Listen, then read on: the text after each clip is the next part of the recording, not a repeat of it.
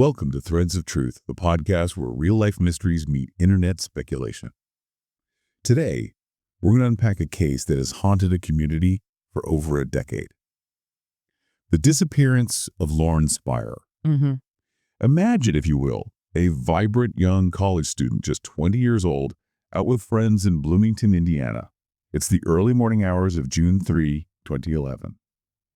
She walks out of her friend's apartment, just a few blocks from her own, and simply vanishes without a trace. Fun. The abruptness of it all, that sudden void, is truly chilling. It really is. One moment she's there, vibrant and full of life, and the next her family is plunged into this perpetual agony, and the whole community is grappling with this profound unease. Forever asking, what truly happened to Lauren? Exactly. And maybe even more vexing, why have the individuals last seen with her seemingly, refused to provide clear and consistent answers? It's a classic true crime enigma, isn't it? Without a doubt. You've got this bright, outgoing student, a night out that clearly went terribly wrong somewhere. Then you have conflicting accounts from those closest to the incident, and an investigation that, at least from the public's point of view, has been just shrouded in controversy and deep frustration. Yeah, that frustration is palpable. What's particularly striking here, I think, is this pervasive code of silence that has defined the case from almost the beginning. It's not just a lack of answers, it's the way those closest to her that night responded, or rather didn't respond. That's what's fueled so much public speculation and this persistent feeling that the investigation was flawed or obstructed somehow. And that public perception clashes so hard with the fact that legally no charges have ever been filed. Right, it's a huge disconnect. That really drives home the human element and the frustrating legal complexities here, doesn't it? Our mission today is to carefully explore the documented timeline of Lauren's last known hours. We need to scrutinize the key players involved and examine the crucial yet often ambiguous details, the ones that have fueled this decade-long search for understanding. We're talking about a story that really encompasses a parent's worst nightmare. Yeah. And, the unpredictable consequences of maybe just typical college party culture. Yeah, and a town just held captive by this single unsolved mystery that just refuses to fade away. It just lingers. Exactly. This case truly highlights the agonizing and often, frankly, fruitless search for a missing person, especially when there's so little definitive evidence to go on after that final sighting. Right. It's about those enduring questions that continue to haunt her family and the entire community, keeping the pain fresh and that desire for answers always present. Okay, let's unpack this then. Before we get into the bewildering night she disappeared, it's important to get a clearer picture of who Lauren Spierer was. Definitely. Context is key. She was born January 17th, 1991, and she hailed from Scarsdale, New York. A 20-year-old Indiana University student studying fashion merchandising. So, quite focused on her future. Ambitious. By all accounts, described as incredibly social, outgoing, a truly vibrant person. The kind of person you'd expect to be fully embracing college life. Absolutely. Enjoying herself, making friends. But alongside that vibrant personality, there were also some specific health details, things that seem minor on their own, but could become incredibly significant given how she disappeared. That's a crucial point to establish early on. Really crucial. Lauren was known to suffer from a heart condition, specifically long QT syndrome. Okay. Now, this is a condition that affects the heart's electrical system, and it can, in rare cases, lead to sudden, dangerous arrhythmias. Right. Especially under stress or extreme exertion, or maybe in combination with certain medications or substances. So a real vulnerability there. Potential vulnerability, yes. Yeah. And she also wore contact lenses. Okay, seemingly minor detail. Seems minor, but think about it. In a situation where someone is highly intoxicated, maybe disoriented, suddenly removed from familiar surroundings, details like a pre-existing medical condition, or even just impaired vision without lenses could play a critical role. Maybe even a fatal one. Yeah, I can see that. These aren't just biographical facts, they represent potential vulnerabilities. They could significantly compound the dangers of being alone and impaired, particularly if she were to fall or suffer a medical emergency, or just become profoundly lost and unable to help herself. It's fascinating how these seemingly small pieces of personal information can loom so large when you're trying to piece together a puzzle with so many missing pieces. Exactly. They add context and potential explanations, even if we can't prove them. So true. It adds a layer of fragility to an already precarious situation. Yeah. Now let's meticulously walk through the night of June 2nd into June 3rd, 2011, because this is where the timeline becomes incredibly detailed, yet at the same time, agonizingly vague, Right, full of gaps. leaving so much room for speculation. The evening really kicks off around 12:30 a.m. on June 3rd. Lauren leaves her apartment. She's with her friend David Rohn, Okay. and their destination is another friend's apartment belonging to Jay Rosenbaum. Mm-hmm. At Rosenbaum's apartment, they meet his neighbor, Corey Rossman. Okay, so the key players start to gather. Exactly. This initial gathering of these specific individuals, it really sets the stage for the chaotic and ultimately tragic progression of the night. And this is where the sequence of events starts to become critically important, right? Defining the parameters of what we know for sure. Sure. So from Rosenbaum's apartment, Spierer and Rossman decide to head out to Kilroy's sports bar. Kilroy's, a very popular spot, I understand. Very popular, often boisterous, typical college hangout in Bloomington, known for its lively atmosphere. Okay. This destination immediately adds a key detail. Lauren leaves behind her cell phone and her shoes at the bar. Right. The phone and the shoes. This oversight, whether it was intentional or just, forgetfulness in the moment, it proves to be profoundly significant later. I mean, that's such a telling detail, isn't it? Leaving your phone, your lifeline, really, and your shoes. Yeah. It implies you're maybe not planning to walk far, or maybe suggests a certain level of, extreme intoxication or forgetfulness. Or maybe just a casual disregard in the moment, thinking she'd be right back or with friends. But in hindsight, it becomes this really ominous detail. It makes her even more vulnerable later in the night. Totally. A phone's connection to help, and being barefoot on potentially rough or unfamiliar surfaces, especially in that state, it just adds another layer of danger.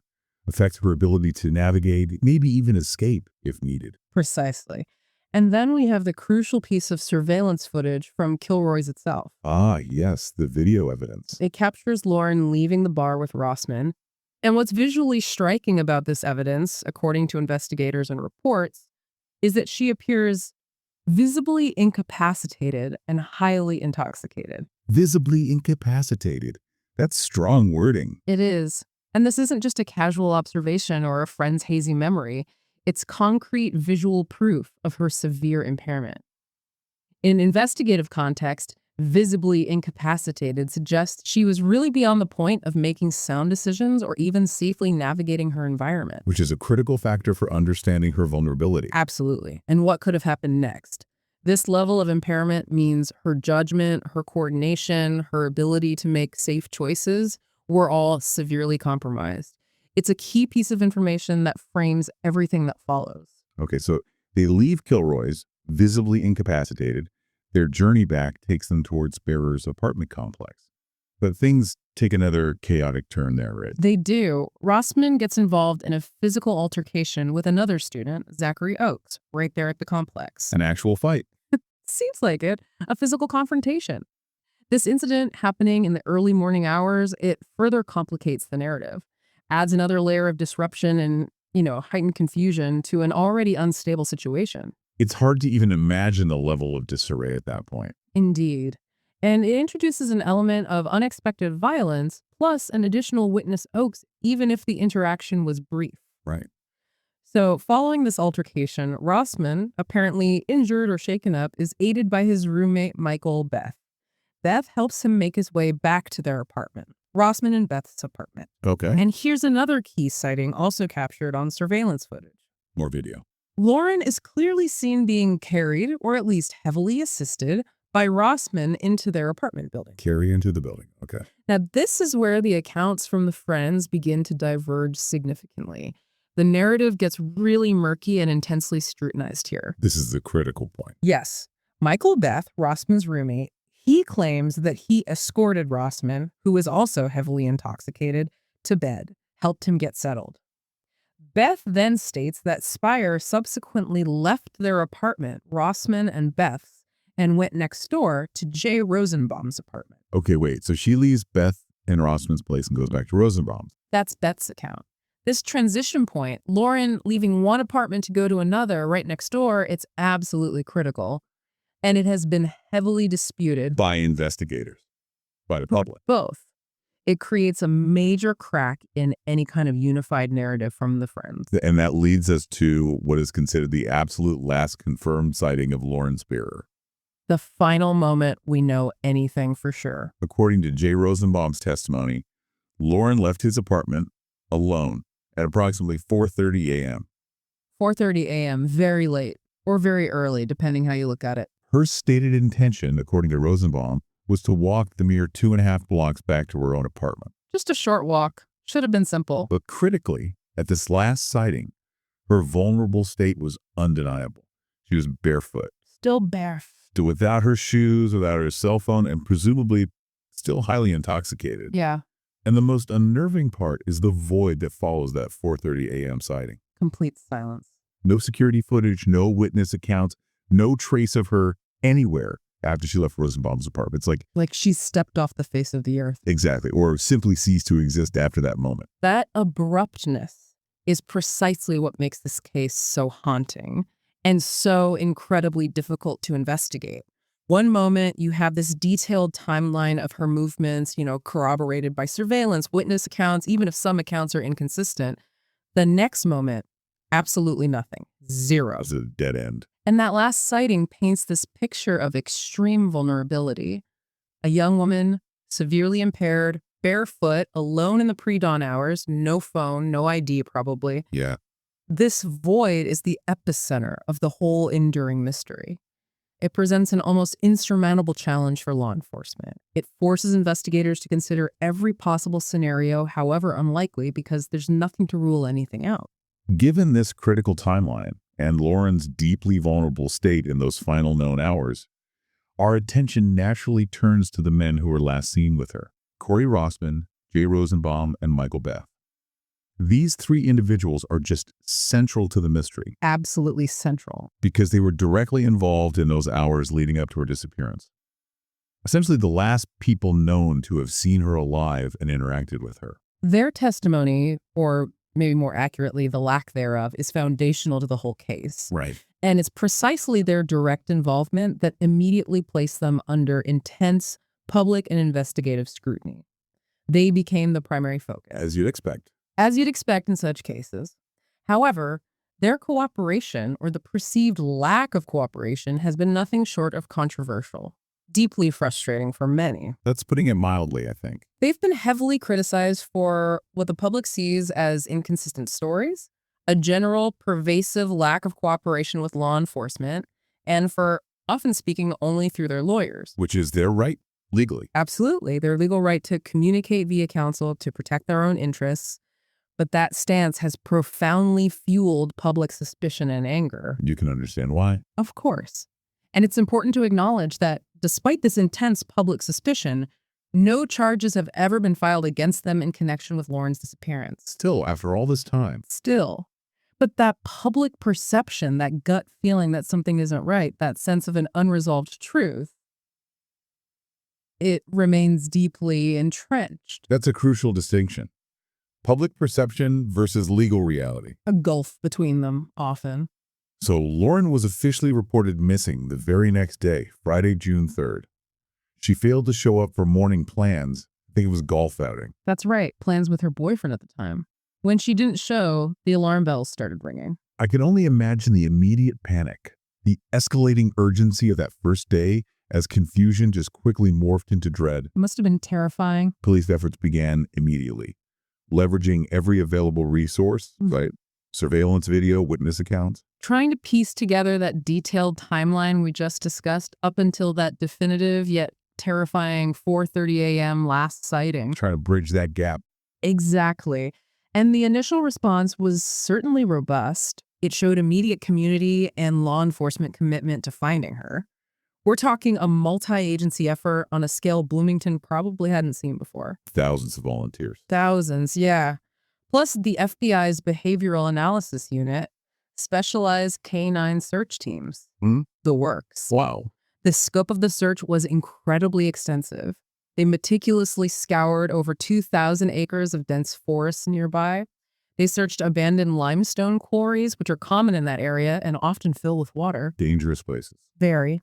And a dozen local waterways, including the expansive Lake Monroe, using sonar and dive teams. So really thorough. Incredibly thorough. You have to think about the psychological toll on those volunteers, too, often finding nothing but exhaustion and this growing sense of despair. Yeah. The sheer scale of these efforts highlights both the unwavering dedication to finding Lauren and, frankly, the inherent challenges of searching such a vast, unforgiving landscape, where a small individual could just be swallowed by the environment, leaving no trace. And despite all that, Despite those exhaustive efforts, the frustrating outcome remains the same. No trace of Lauren was ever found.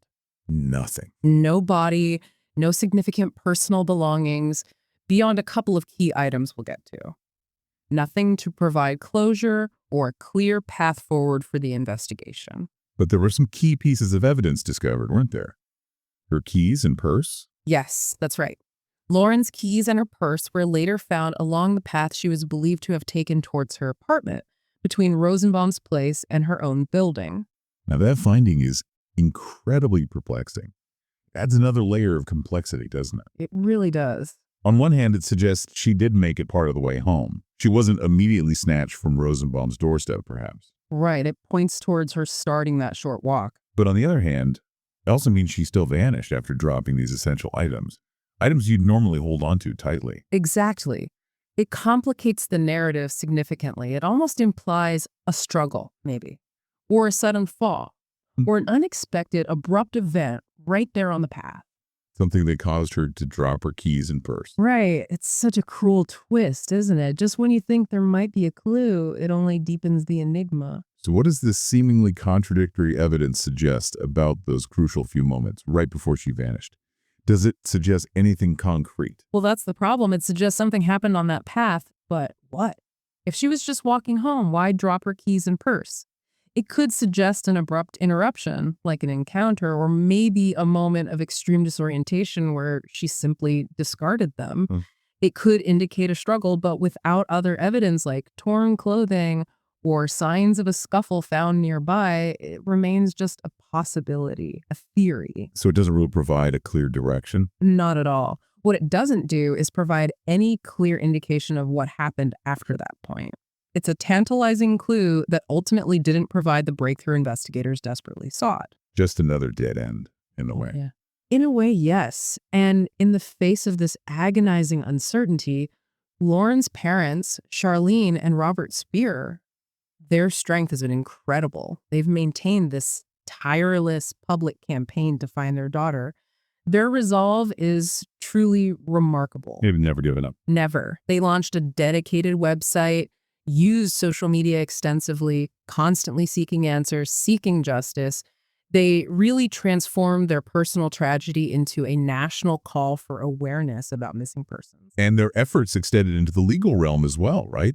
They tried to find avenues for resolution where the criminal investigation stalled. They did. In 2013, the Spierer family filed a civil lawsuit against Rossman, Rosenbaum, and Beth. What was the basis for that suit? They alleged negligence and a failure to provide assistance, essentially arguing that the men's actions or inactions contributed to Lauren's disappearance, given her vulnerable state. Okay. And what happened with that lawsuit?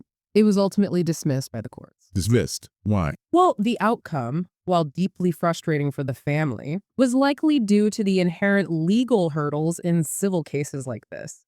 Specifically, the lack of direct evidence definitively linking their alleged negligence causally to Lauren's disappearance. You have to prove cause and effect. Exactly. Even with a lower burden of proof than in criminal cases, establishing that direct causal link, showing their actions directly caused her vanishing without knowing what actually happened to her, proved too difficult legally. So it's hard to prove negligence caused a specific outcome if the outcome itself is unknown. Precisely. Despite this, the Bloomington Police Department continues to classify the case as an active investigation. Still active. Technically, yes. But despite the passage of over a decade now and ongoing efforts, no arrests have been made. No one has been charged. So it's this legal limbo. It is an active case with no active leads, seemingly. It means police haven't closed the book, but they also haven't found enough evidence to bring charges against anyone. leaving that central mystery agonizingly unresolved. It's just heartbreaking for everyone involved, especially the Spierer family, living with that every day. Unimaginable. And in the absence of definitive answers from the official investigation, well, the internet does what the internet does. It fills the void. Fills the void with theories, speculation. And perhaps the most prevalent theory, the one that ties directly into that code of silence we mentioned, is the overdose or accidental death cover-up theory. This is indeed a very common, persistently discussed speculation within online communities, web sleuth forums, you name it. What's the premise? The premise is that due to her extreme intoxication, possibly combined with other illicit substances, although it's crucial to say no drug use was ever officially confirmed by authorities. Right. And factoring in her known heart condition, Lauren may have died from an accidental overdose, or perhaps suffered a fatal fall, maybe hit her head while still at one of the men's apartments. Okay, so an accident happens. An accident happens. But the crucial next step in this theory, what makes it so sinister, is the alleged cover-up. The idea that her body was then quickly and discreetly disposed of by her friends. Why would they do that? The motive often attributed is fear. Fear of legal ramifications, criminal charges, especially if drugs were involved, or if they simply feared being held responsible for her death given how compromised she was. Panic.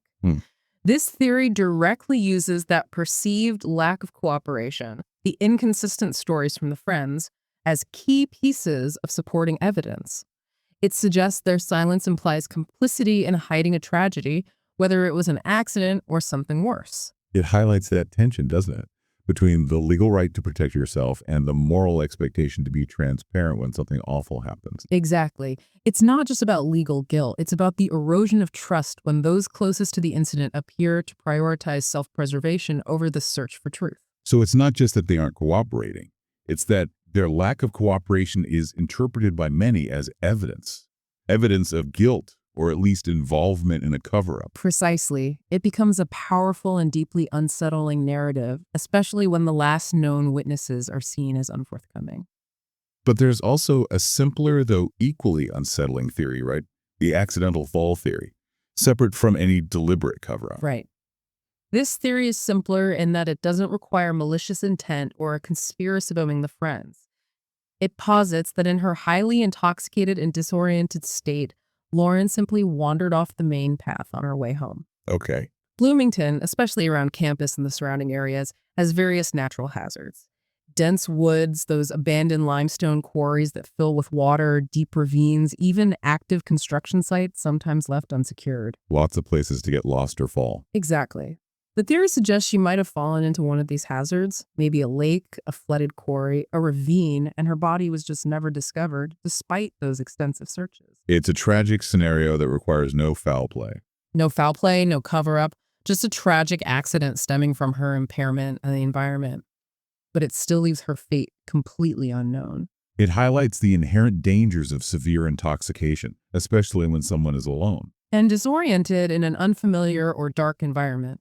A wrong step can have catastrophic consequences, and a body can remain hidden for years in a vast natural landscape. And then shifting focus completely away from the friends onto an unknown third party, we have the abduction theories.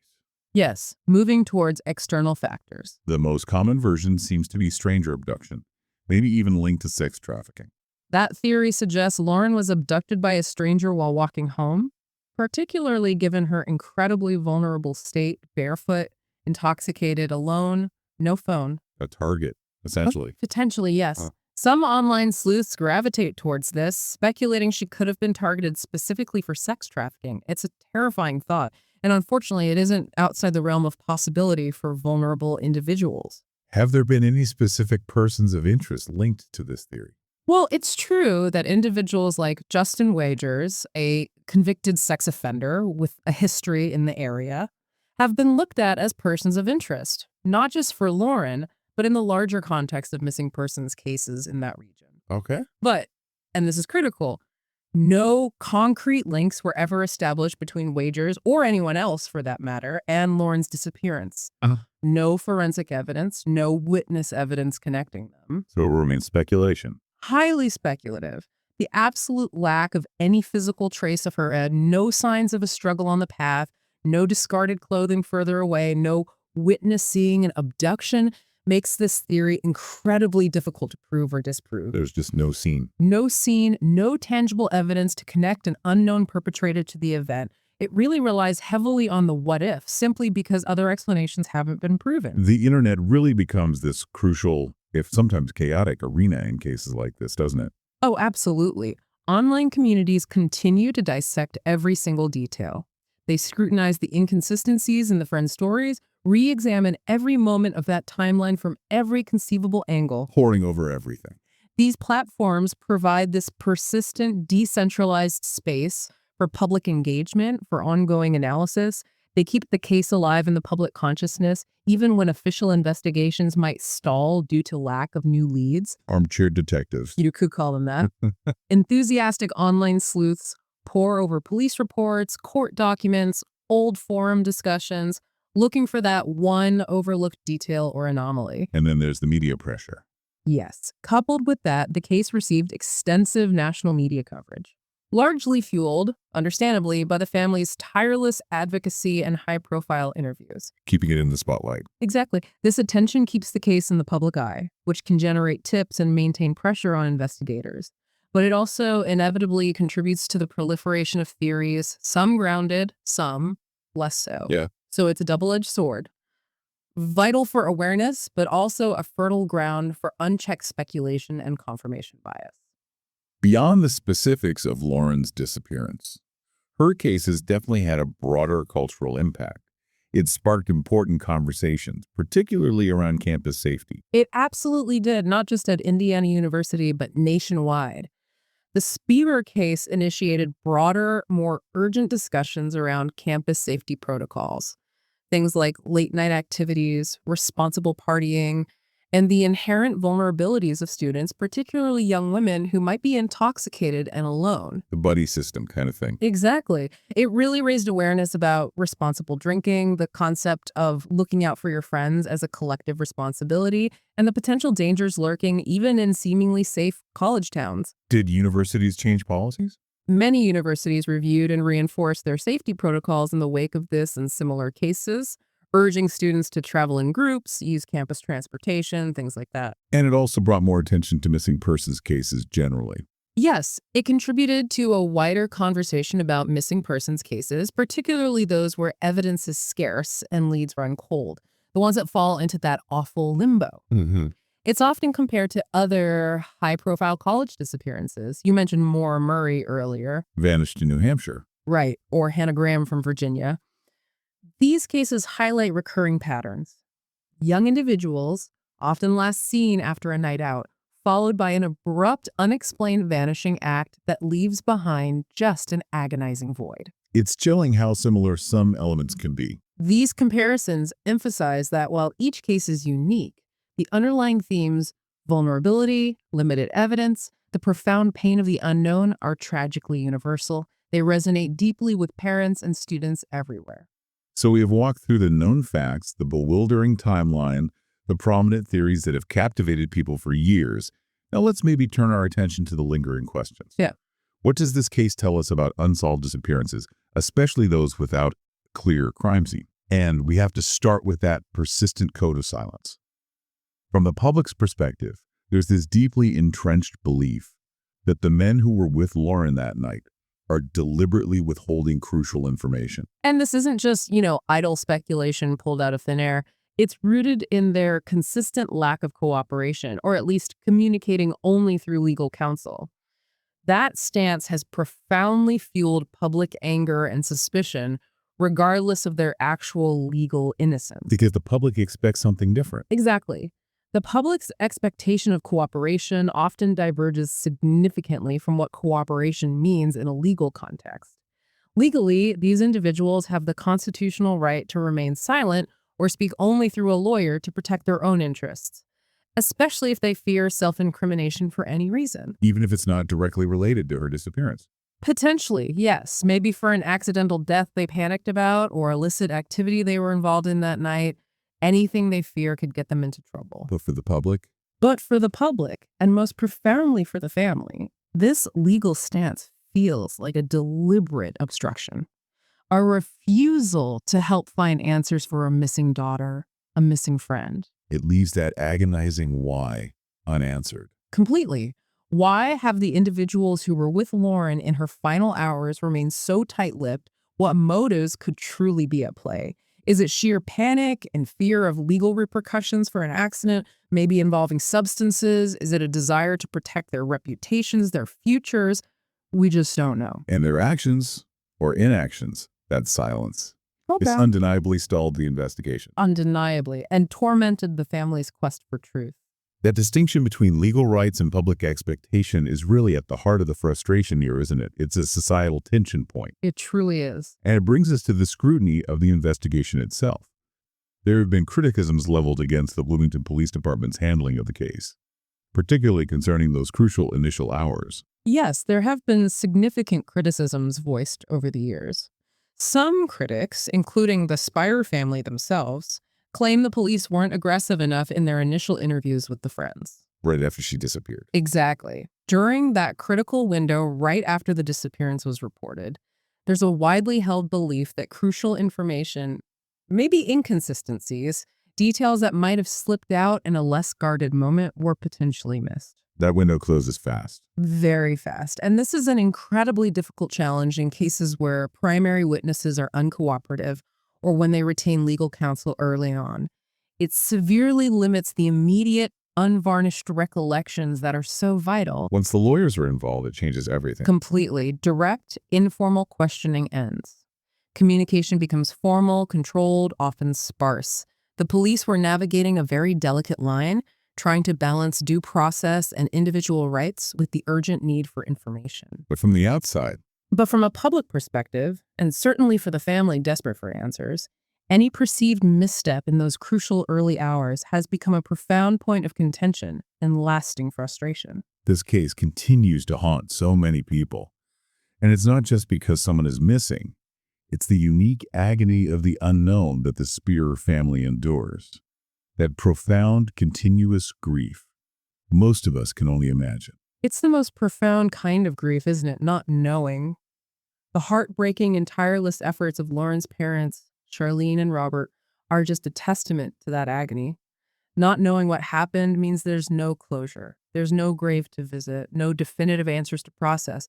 So no real way to ever begin healing. Just perpetual uncertainty. Perpetual uncertainty. And it reverberates not just through their family, but through the entire community. It's a constant open wound, a reminder of vulnerability and unanswered questions. And on a broader scale, the case taps into a universal primal fear, doesn't it? Absolutely. The fear of a loved one simply vanishing without a trace, especially in seemingly ordinary circumstances like a night out with friends. It could happen to anyone. That's the feeling it evokes, and the lack of closure makes it a particularly difficult story for the public to process because it denies that fundamental human need for understanding and resolution.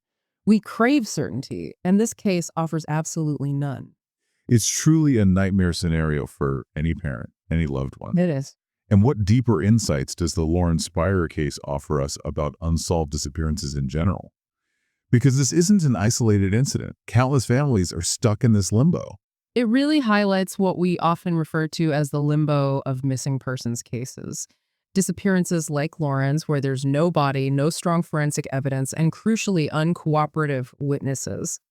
They often get stuck in this terribly frustrating state. Creating huge challenges. Immense legal and investigative challenges.